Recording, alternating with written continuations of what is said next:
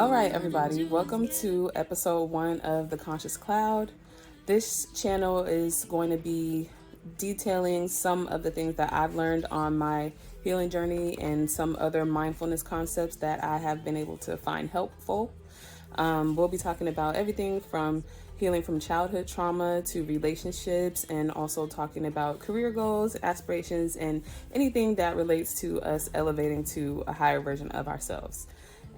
Thank you to everybody who has been supporting me on TikTok so far. And don't forget to also follow my music pages as well, and I will link those below. So this first episode is about loving yourself into evolution. And I came across this concept when I was scrolling through Instagram. I follow an artist, I'll link them as well. They had a piece of art that said, you cannot, wait, what did it say? Damn.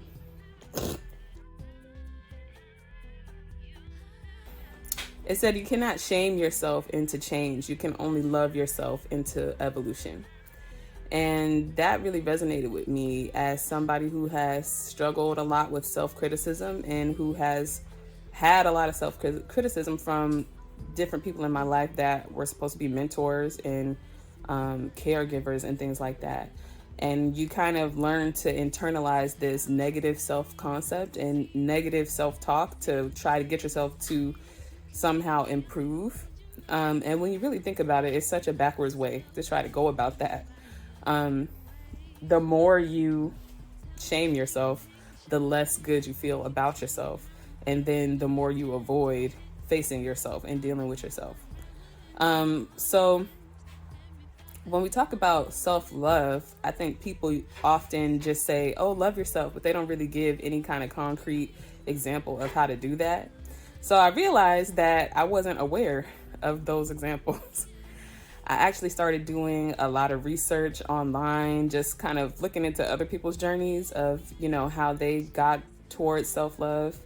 And one thing that ran through every single blog, every single article that I read was changing the way that you essentially talk to yourself. Negative self-talk is something that therapists talk about a lot when we talk about thinking styles and stuff. But yeah, one way that you can focus on changing your self-talk is don't hyperfixate on the fact that you have negative self-talk. I think we work on self-criticism and then we start self-criticizing ourselves for self-criticizing. So that's the first thing. Anytime you have, negative thoughts of yourself, like, oh, you're so late all the time, or you're so lazy, why am I so this, why am I so that? Instead, try to counter those thoughts with another positive thought. Like, okay, I'll do better this next time, or I'm still learning. And that just kind of fosters a relationship of growth between you and yourself. Nobody really can control how you see yourself or how you feel about yourself. You're the main person who gets to set that standard. And that leads me into my second point, which is treat yourself how you want to be treated. Some of this just sounds so basic because we put a lot of effort into our relationships with other people, sometimes more than we do ourselves, like to our friends, our romantic partners, our siblings, our family members. But how are you really treating yourself? A lot of people who even, they feel like they love themselves, they don't really treat themselves as though they do. And that really resonated with me a lot when I became a parent. I've always been a person who kind of feigned confidence and thought that I was so confident and loved myself. I knew the concept of it, and I felt it at times, but for the most part, I really wasn't treating myself as though I loved myself. I wasn't eating right. I wasn't working out, exercising, being healthy. I was doing whatever that I felt like doing, but not things that I should be doing to help myself. Like, it took me a long time to get through school. I, struggled to finally get into therapy, different things that I knew that I should be doing, but just simply wasn't doing. But when it came to friends, family, partners, I would go hard for them. Like, anything they needed, I would scramble around trying to help and make myself useful. But when it comes to me, I was not doing that at all. So I think a lot of new parents can relate to that when we take care of our kids, because if you wouldn't do it to your kid, don't do it to yourself.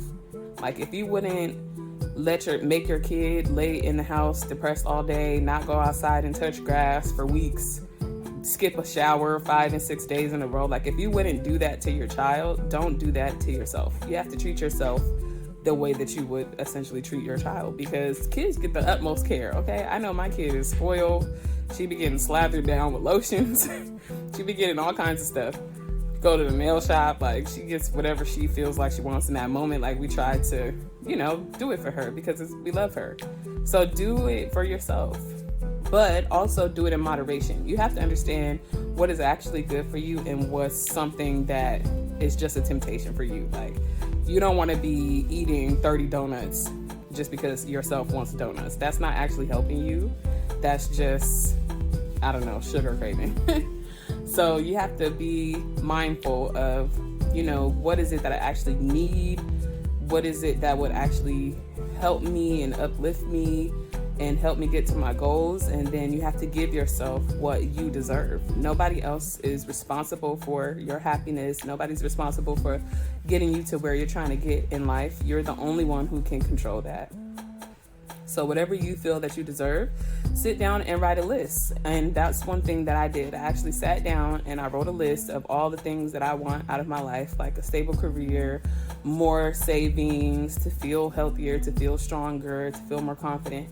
And then I just decided to give myself those things. And so for the past year, I've been really analyzing every move I make. Like, is this really what I want to do? Is this going to help me get to where I want to go? Because you have to really put yourself first in that way. And so I would definitely start with that. Make the list and then give yourself what you deserve.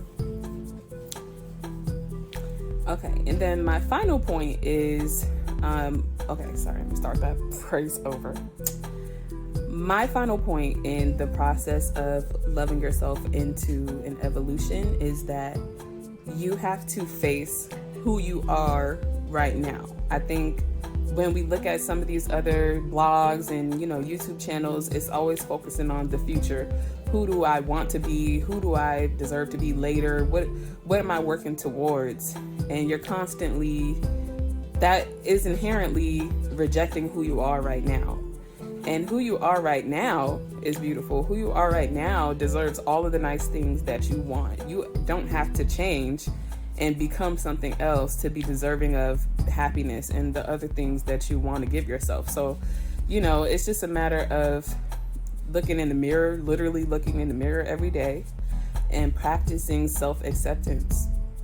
Practice loving what you look like right now, the body that you have right now, the hair you have, the face you have, the life that you have right now. That person deserves to be loved right now. You don't have to wait to lose weight to love yourself. You don't have to wait to get nicer hair. You don't have to get in a relationship or something to feel worthy of love. Whatever you're working with right now, you have to start by loving that person, because the love that you give yourself now is what's going to help you grow and evolve and become better than you are right now. But if you don't have self-love and you're not coming from that place, whatever gains that you get, you're going to lose as soon as anything disrupts what you're doing, because you don't have a stable foundation.